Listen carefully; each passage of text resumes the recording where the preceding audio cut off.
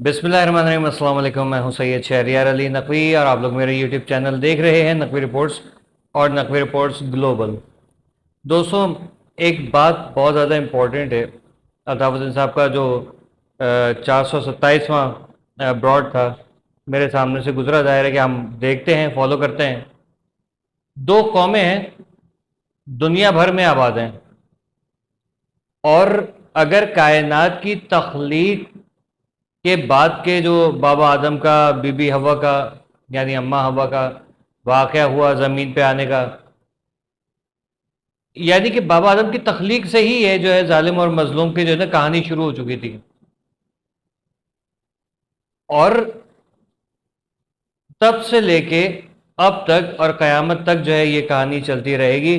मुख्तलिफ किरदार आते रहेंगे, अपने अपने जो किरदार है, जो उनको स्क्रिप्ट्स दिए गए हैं या उनकी जो स्टोरीज लिखी गई हैं, वो उस हिसाब से मजलूम या जालिम करार पाएंगे। ये बात है, हकीकत है, यही चीज़ है। कभी हम अगर तारीख का जायज़ा लेते हैं तो कितने अंबिया कराम, कितने पैगंबर, कितने वली, कितने औलिया, आइम्मा ताहरीन और सहाबा कराम आए और अपने अपने जो जिम्मेदारियां थी वो उन्होंने दुनिया में अदा की और अल्लाह को राज़ी किया और इस दुनिया से अल्लाह को प्यारे हो गए।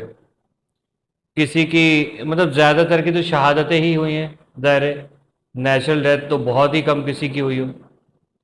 लेकिन मामला क्या है कि ये क्या ज़रूरत पड़ी है कि नबियों का आना हुआ, वलियों का आना हुआ। ठीक है, 1,24,000 पैगंबर कोई छोटी बात नहीं होती है। दुनिया की जो उम्र है उसके हिसाब से, जैसे मैंने एक दफ़ा फरमाया, मतलब कहा था, सॉरी, फरमाया कि मौला इमाम जाफ़र सादिक अलैहिस्सलाम के बताए हुए जो दिया हुआ इल्म है उसके हिसाब से 12,000 इस दुनिया की उम्र है। और इससे पहले भी जितनी दफ़ा दुनिया तख्लीक की गई, 12,000 से ज़्यादा उम्र नहीं रही। और ये आखिरी आखिरी दुनिया, इसके बाद क़यामत जो आएगी तो दोबारा कभी दुनिया नहीं बनेगी। कुछ और बनेगा, बनेगा ज़रूर, लेकिन वजह क्या है?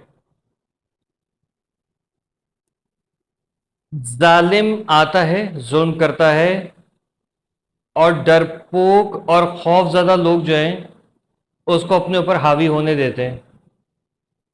शराफत और कमज़ोरी दो अलग अलग चीज़ें हैं। अब आप डिसाइड कीजिए कि आप शरीफ हैं या कमज़ोर हैं। ठीक है, गौर से सुनिएगा, कोशिश करूंगा सही अल्फाज इस्तेमाल करूं, ज़बान कभी कभी फिसल जाती है। मामला ये है कि बीइंग अ कॉमन मैन, मैं देखता हूं, जो मैंने बचपन से देखा, गली मोहल्ले के अंदर अगर कोई घर खराब होता है ना, तो शरीफ लोग जो है वो आपस में मेलजोल करते थे, बात पे डिस्कस करते थे, उसके बाद उसके पास जाके और उसको कहते थे, भाई ये शरीफों का मोहल्ला है, आप क्या कर रहे हैं। तो जो अगर खराबी पैदा कर रहा होता था, थोड़े से उसके अंदर एहसास होता था, तो वो अपनी हरकतों से बाज आ जाता था। लेकिन फिर ऐसे ऐसे लोग आने लगे जिन्होंने तलवारें, चाकू, ये सब निकालने शुरू कर दिए। हाँ भाई, क्या मसला है तेरे साथ, अपने घर में कर रहा हूँ ना, चल दफा हो इधर से, ये सुना हमने। तो फिर मोहल्ले वाले कहते थे, बेटा इस घर के पास खड़े भी नहीं होना, क्योंकि ये शरीफों का घर नहीं है। वहां से खराबियां शुरू हो गई कि हमने खुद गलत लोगों को पनाहे दी। यहाँ पर पनाह देने से मतलब खुदा ना खासा कोई गलत वे में नहीं ले जाने के सिंधी माजर कर रहे, मैं एक बात कर रहा हूँ जनरल, हर जबान में अच्छे बुरे लोग होते हैं ना, कि अच्छे लोगों ने पहले की तरह, जैसे होता था ना, भाई शरीफों का मोहल्ला, यहाँ से मकान खाली करो, नजर नहीं आना, यहाँ पर ये हरकत नहीं चलेंगी आपकी, चलो निकलो, चलो, तो निकाल दिए जाते थे। फिर ये हो गया कि बेटा ये शरीफ लोगों का घर नहीं है, इसके पास से भी नहीं गुजरना, कम से कम 1-1.5 फीट का जो है वो फासला रखना इधर से, या 5 गज का फासला रखना, फिर निकलना, और यहां से कोई आवाज भी दे तो नहीं रुकना। ये होने लगा।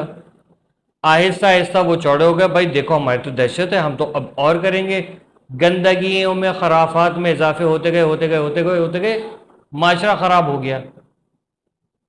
میں صرف کراچی کی بات کر رہا ہوں، پورے ملک کا یہی حال ہے، کیونکہ کراچی جو ہے تہذیب یافتہ قوم کا جو ہے وہ شہر کہا جاتا تھا کسی زمانے میں۔ آج تو اے ٹی ایم مشین جہاں لگی ہے بینک کی، اس کے اندر جو ہے وہ غیر مقامی عورتیں جو ہے وہ آرام فرما رہی ہیں اے سی میں، لوگ جا رہے ہیں اپنے کیش آؤٹ کرنے کے لیے اور وہ خواتین وہاں پر لیڈی بھی دیکھ رہی ہیں، نہ دوپٹہ کہیں جا رہا ہے نہ خود کہیں جا رہی ہیں، چل میرا بھائی مزے لے اے سی کے۔ اب پتہ نہیں آگے کیا معاملات ہوں۔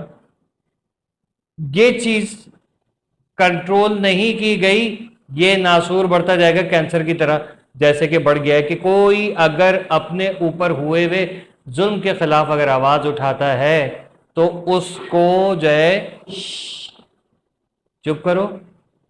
جیسے کہ ماضی کی کچھ روایات، ان چیزوں کا ذکر ہم کیسے نہ کریں۔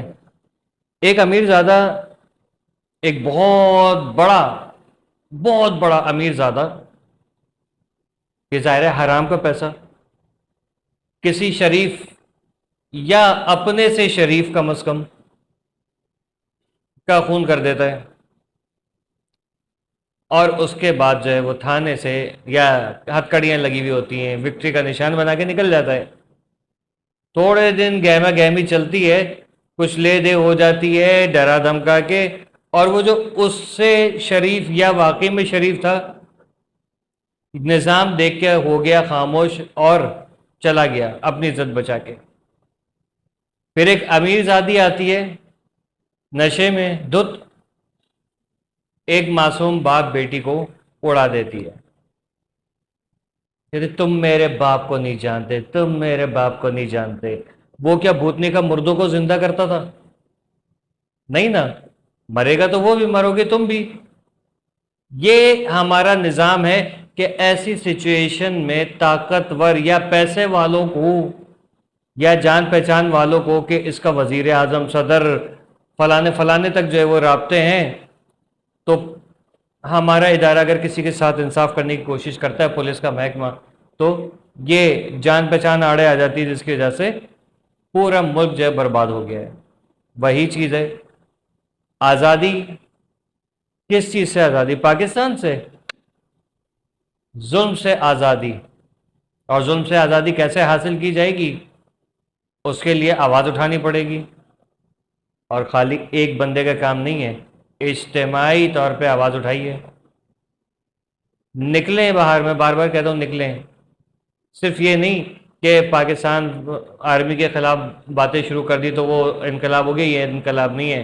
ہر ظالم، یعنی کہ کوئی اگر آپ کا سیاستدان ہے، گلی محلے کا کوئی ہے چور ڈکیت بدماش، اس کو گلی محلے سے شروع کریں۔ نیکی کر رہے ہیں نا تو گلی محلے سے شروع کیجئے، گلی محلے کا کوئی بدماش اس کو سیدھا کریں، ٹھیک ہے، پھر علاقے کا، پھر آگے اسی طریقے سے۔